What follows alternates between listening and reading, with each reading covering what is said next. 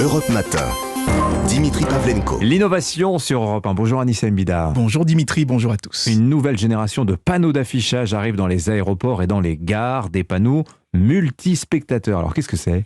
C'est un écran devant lequel on pourra se mettre à 5, 10, 20, tous en même temps. Et pourtant, chacun verra une image différente. Donc imaginez à l'aéroport ou dans une gare, vous savez quand on regarde le grand panneau pour trouver son train ou son vol, au lieu de voir tous les trains de tous les vols qui partent par exemple, on ne verra que le sien. Ce sera la même chose pour tous les voyageurs qui sont devant le panneau d'affichage. Chacun verra uniquement les informations qui le concernent, affichées en très gros dans sa propre langue, donc plus besoin de comprendre l'anglais ou de s'écarquiller les yeux devant une liste interminable. En plus, c'est pas de la science-fiction. La technologie va être déployée dès la fin du mois, le 29 juin, à l'aéroport de Détroit aux États-Unis. Donc si vous passez par là, ça peut valoir le coup d'essayer. Mais alors comment ça fonctionne ? Comment le panneau fait-il pour afficher le bon message à la bonne personne ? En fait, ça fonctionne un peu comme ces cartes, vous savez, quand on était petit, là, quand on faisait bouger à gauche, à droite pour voir une image différente.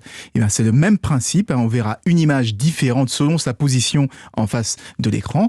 Et en fait, le panneau fonctionne en tandem avec une application sur téléphone portable, l'application de la compagnie aérienne. C'est elle qui permet de connaître la position du téléphone de la personne et de lui envoyer la bonne image dans la bonne direction pour afficher, la porte d'embarquement, si un vol est retardé ou le tapis où se trouvent ses bagages, etc., etc. C'est une technologie qui est développée par la société Miss Applied Science. Et ça marche jusqu'à combien de personnes ? Il y a un plafond ? Alors pour l'instant jusqu'à 100 personnes. Ah oui. Mais un écran encore plus grand, qui est capable de gérer encore plus de monde est en préparation cette fois pour les stades.